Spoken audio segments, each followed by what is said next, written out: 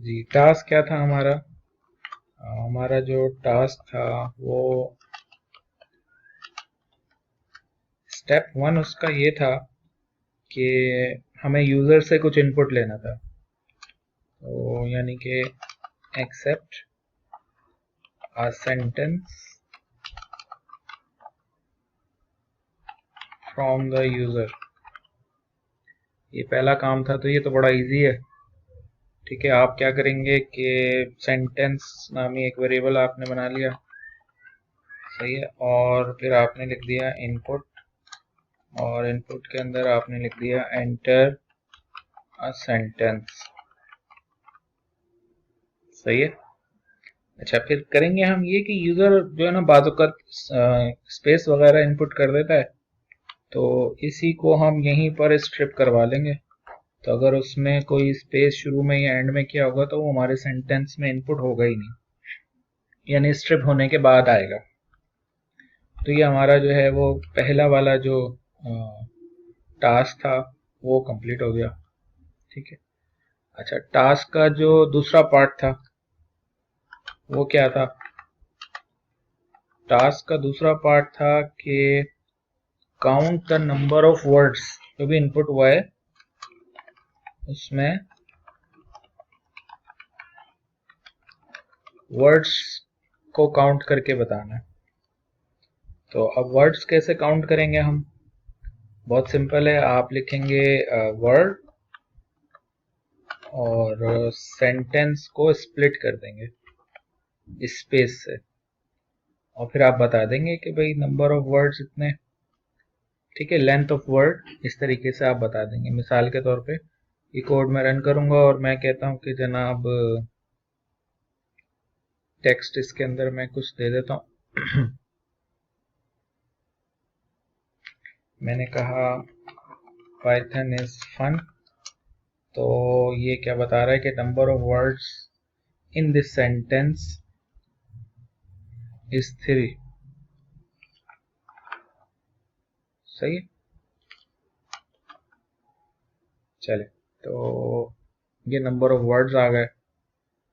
अच्छा, फिर अगली चीज जो हमें इसके अंदर करनी थी, टास्क के अंदर, वो करनी थी जनाब कि हमें ये बताना था count the number of vowels.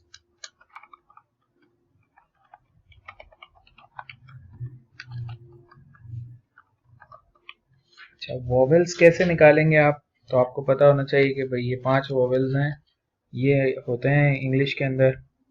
तो अब कोई भी वोवेल्स हैं हमारे पास तो वो सेलेक्ट करेंगे हम। तो देखें, उसका तरीका ये है कि हम यहाँ पर एक वेरिएबल्स बना लेंगे वोवेल्स, और उसके अंदर जो भी वोवेल्स हैं वो सारे ऐड कर देंगे। कौन कौन से? ए, ई, आई, ओ, यू, स्मॉल में भी और कैपिटल में भी, सही है। ये मैंने एक वर्ड बना दिया, वेरिएबल बना दिया वोवेल्स के नाम से। अच्छा, फिर एक और वेरिएबल मैं बना रहा हूँ वोवेल अंडरस्कोर काउंट, और इनिशियली इसमें मैंने रख दिया 0। अब उसके बाद जो है वो हम करेंगे ये कि सेंटेंस में से एक एक कैरेक्टर उठाएंगे और चेक करेंगे कि क्या वो वोवेल्स में है या नहीं है।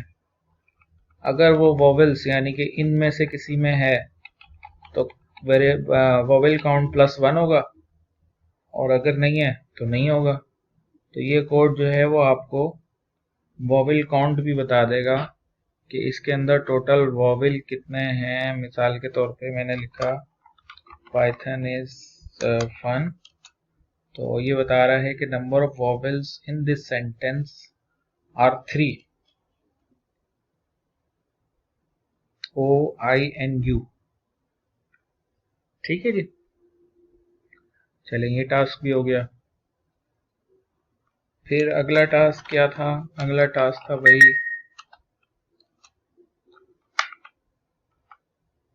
ये बताना था कि frequency of each word, frequency of each word, her word की फ्रीक्वेंसी बतानी है। तो वो आप कैसे कर सकते हैं, उसके लिए जनाब हम करेंगे ये कि एक वेरिएबल बना देंगे वर्ड अंडरस्कोर फ्रीक्वेंसी के नाम से। इनिशियली उसके अंदर हम कुछ नहीं रखेंगे। ये कर्ली ब्रैकेट्स इसलिए मैंने बनाया क्योंकि मैं एक सेट बनाना चाह रहा हूँ, ठीक है। उसके बाद देखिए मैं यहाँ पे लिख रहा हूँ फॉर वर्ड इन वर्ड्स, ठीक है। एक लूप लगा लिया मैंने सारे वर्ड्स के ऊपर, और फिर मैंने कहा कि अगर वर्ड जो है वो वर्ड फ्रीक्वेंसी में है, ये तो इसने डिफरेंट लॉजिक बना दी, एक मिनट।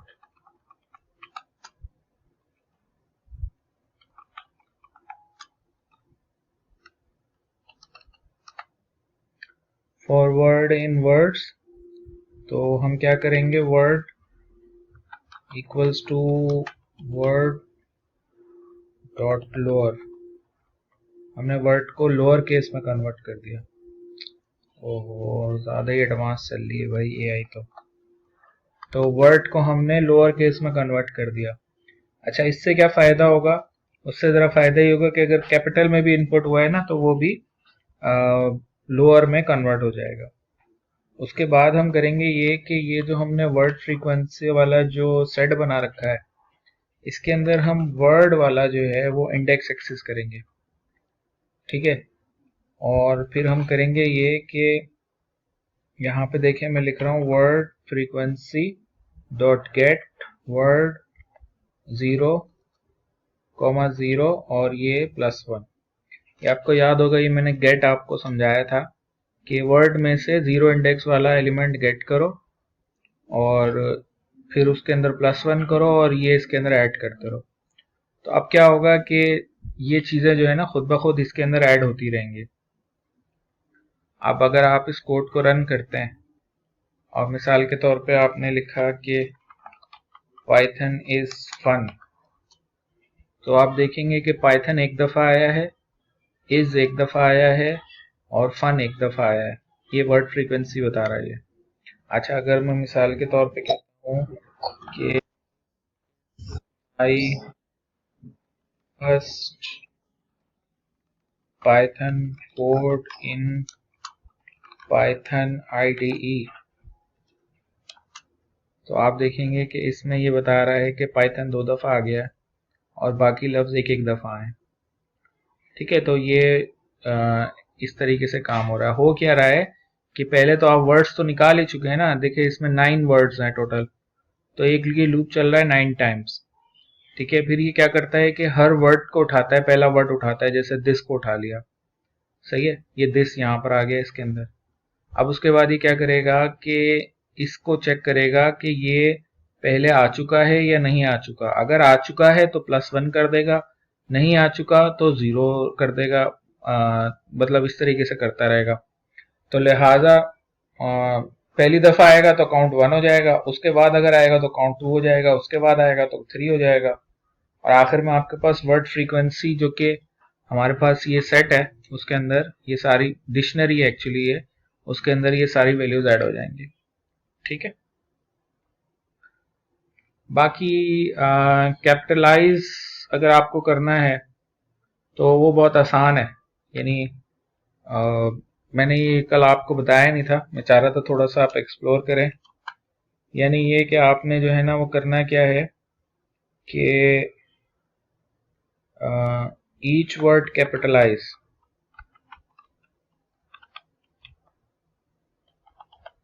तो अब पूरा का पूरा अगर आपको करना है तो आप डॉट अपर करेंगे, वो हो जाएगा, ठीक है। लेकिन अगर सिर्फ मुझे पहला कैपिटल करना है तो वो भी कोई इसके लिए तीर मारने की जरूरत नहीं है। आपने सिंपल जो है वो कैपिटलाइज सेंटेंस अगर बनाना है तो आप सिंपल सेंटेंस ऐसे कर दें, सेंटेंस डॉट टाइटल, सही है। फिर इसको प्रिंट करवा दें। तो आप मिसाल के तौर पे लिखते हैं पाइथन इज फन, देखिए ये पहला वर्ड कैपिटल हो गया, पाइथन इज फन। सही है, यही था, और भी कुछ था?